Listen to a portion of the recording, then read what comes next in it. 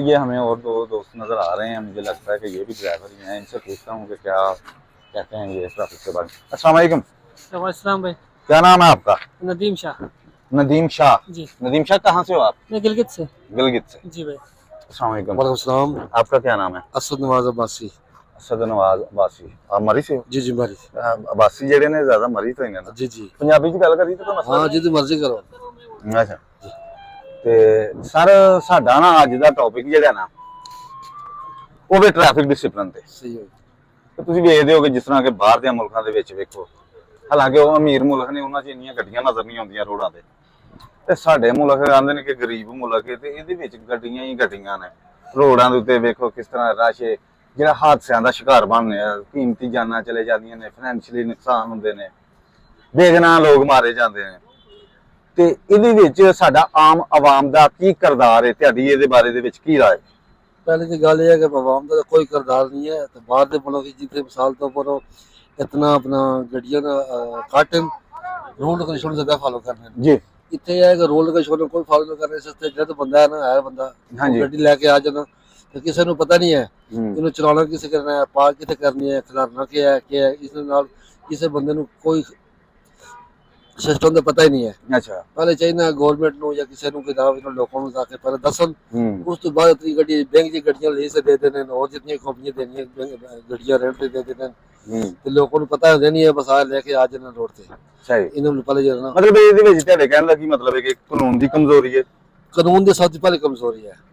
ਤੇ ਅਸੀਂ ਜਿਹੜੇ ਮਤਲਬ ਪਾਕਿਸਤਾਨੀ ਲੋਕ ਆ, ਅਸੀਂ ਕਾਨੂੰਨ ਨੂੰ ਫੋਲੋ ਵੀ ਤੇ ਨਹੀਂ ਨਾ ਕਰਦੇ। ਸਾਡਾ ਵੀ ਤੇ ਇੱਕ ਕਿਰਦਾਰ ਇਹੋ ਜਿਹਾ ਹੀ ਹੈ, ਅਸੀਂ ਤੇ ਸਵਾਬ ਦਾ ਕੰਮ ਸਮਝਨੇ ਆ। पाकिस्तान में दसो कौन फॉलो करता है?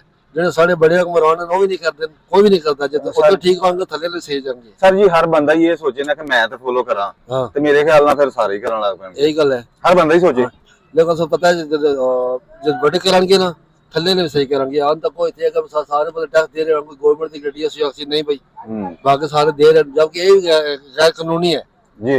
ये भी गैर कानूनी है। सीढ़ी जो बंदा आने पार्किंग से आना सरदार से शॉपिंग से आना है तो उस पास पार्किंग नहीं है। थे कि मतलब जनासों पर जाओ, जिते जाओ जगह जगह ला के देना सीढ़ी वाले भाई एक जगह रोड लोकेशन है पहले नहीं सी आती जो शुरू तो लगा करना।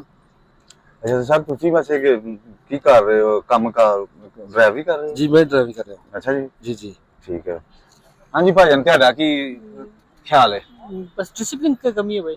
डिसिप्लिन की कमी है तो जी, ये डिसिप्लिन किसने बनाना ये है? मसला आवाम का है, वो कोई सरकार का इतना कोई नहीं। ਆ ਵੇਖੋ ਨਾ ਭਾਈਜਾਨ ਹੋਰਾਂ ਦੀ ਰਾਏ ਵੱਖਰੀ ਆ ਗਈ ਹੈ। ਇਹ ਭਾਈਜਾਨ ਡਿਸਿਪਲਿਨ ਜਿਹੜੇ ਨੇ ਨਾ ਉਹ ਤੇ ਬਣੇ ਹੋਏ ਨੇ, ਕਾਨੂੰਨ ਦੀਆਂ ਕਿਤਾਬਾਂ ਤੇ ਬਣੀਆਂ ਨੇ। ਵਿਚਾਰੇ ਕਰਦੇ ਵੀ ਨੇ ਜਿੰਨੇ ਜੋਗੇ ਹੈ ਨੇ, ਉਹ ਟ੍ਰੈਫਿਕ ਵਾਲੇ ਵੀ ਕਰਦੇ ਨੇ, ਲੇਕਿਨ ਉਹ ਇੱਕ ਸਾਈਡ ਤੋਂ ਕਰਦੇ ਨੇ, ਦੂਜੀ ਸਾਈਡ ਤੋਂ ਘੁੰਮ ਕੇ ਫੇਰ ਉੱਥੇ ਹੀ। जी जी बिल्कुल यार। ਮਤਲਬ ਐਸੇ ਮੈਂ ਸੈਂਟੋਰੀਅਸ ਦੀ ਗੱਲ ਕਰਨ ਡਿਆ ਮੈਂ ਕਿ ਸੈਂਟੋਰੀਅਸ ਦੇ ਮੈਂ ਬਾਹਰ ਰੋਡ ਤੇ ਵੇਖਿਆ ਕਿ ਇੱਕ ਸਾਈਡ ਤੋਂ ਕੱਢਣ ਦੇ ਨੇ, ਦੂਸਰੀ ਸਾਈਡ ਤੋਂ ਵੀ ਘੁੰਮ ਕੇ ਫੇਰ ਉੱਥੇ ਹੀ ਵਾਪਸ ਆ ਜਾਂਦੇ ਨੇ। जी जी ਤੇ ਇਹ ਖਰਾਬੀ ਸਿਸਟਮ ਦੀ ਨਹੀਂ ਹੈ, ਸਾਡੀ ਆਪਣੀ ਹੈ। सिस्टम भी की भी है भाई। अभी सिस्टम पैसे लेके लाइसेंस देता है। अपने पिछले दिनों हमने देखा इब्रार उल हक का कोई सोशल मीडिया में हमने देखा इब्रार उल हक के कोई उसने कोई इस्लामाबाद पुलिस का किसी के बंदे को पकड़ा था, उसने पैसे लेके अंधे बंदे को लिए लाइसेंस दिया था। अच्छा अंधे बंदे को अच्छा आंखों ये से अकरार हसन का प्रोग्राम? जी जी अकरार हसन के प्रोग्राम में। अच्छा हाँ तो ये इस तरह- सोशल मीडिया पे जी, वीडियो आपने देखा होगा। हाँ बिल्कुल।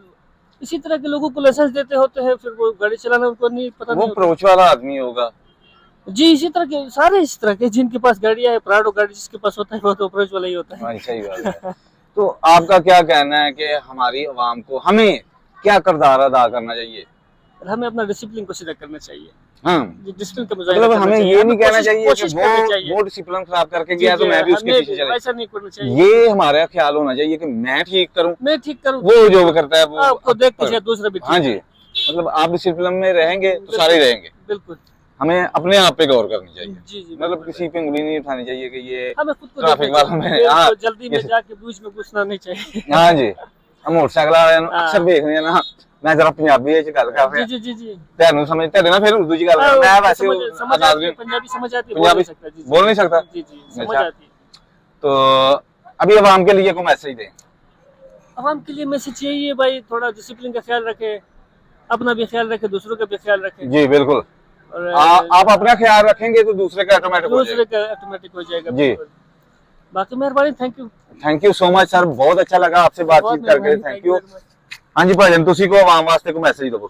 बस आवाम से मैसेज यही है कि हर बंदा अपने रोल को शुरू में फॉलो करे ਹੂੰ ਤੇ ਦੂਸਰੇ ਨੂੰ ਤੱਕੇ ਕਿ ਦੂਸਰਾ ਕੀ ਕਰ ਰਿਹਾ ਹਾਂਜੀ ਦੂਸਰੇ ਨੂੰ ਤੱਕੇ ਕਿ ਦੂਸਰਾ ਕੀ ਕਰ ਰਿਹਾ ਉਹ ਸੋਚੇ ਕਿ ਮੈਂ ਕੀ ਕਰ ਰਿਹਾ ਮੈਂ ਕੀ ਕਰ ਰਿਹਾ ਗੱਲ ਤੇ ਮੈਂ ਤੇ ਮੁੱਕਦੀ ਹੈ ਤਾਂ ਬਸ ਇੱਥੇ ਜਾ ਕੇ ਗੱਲ ਮੁੱਕ ਜਾਂਦੀ ਹੈ ਹਾਂਜੀ, ਜੇ ਬੰਦਾ ਆਪਣੀ ਜ਼ਾਤ ਤੇ ਸੋਚੇਗਾ ਉਸ ਤੋਂ ਬਾਅਦ ਦੂਸਰਾ ਫਿਰ ਤੱਕ ਉਹ ਕਹਿੰਦੇ ਨੇ ਖਰਬੂਜ਼ਾ ਦੇਖ ਕੇ ਰੰਗ ਬਦਲ ਜਾਂਦਾ ਹੈ ਹੂੰ तो जिससे एक होएगा एक दिन दूसरे दिन तीसरे दिन हफ्ते बाद महीने बाद दूसरे भी चेंजिंग ऑटोमेटिकली आ जाएगी ਸਹੀ ਕਹਿ ਰਹੇ ਹੋ ਚਲੋ ਬਹੁਤ ਸ਼ੁਕਰੀਆ ਭਾਜਨ ਬਹੁਤ ਅੱਛਾ ਲੱਗਾ ਤੁਹਾਡੇ ਨਾਲ ਗੱਲਬਾਤ ਕਰਕੇ ਥੈਂਕ ਯੂ ਸੋ ਮਚ ਤੁਹਾਡੀ ਆਪਣੀ ਕੀਮਤੀ ਵਕਤ ਤੁਸੀਂ ਦਿੱਤਾ ਸਾਨੂੰ ਤੇ ਆਪਣੀ ਰਾਏ ਦਾ ਇਜ਼ਹਾਰ ਕੀਤਾ ਹੈ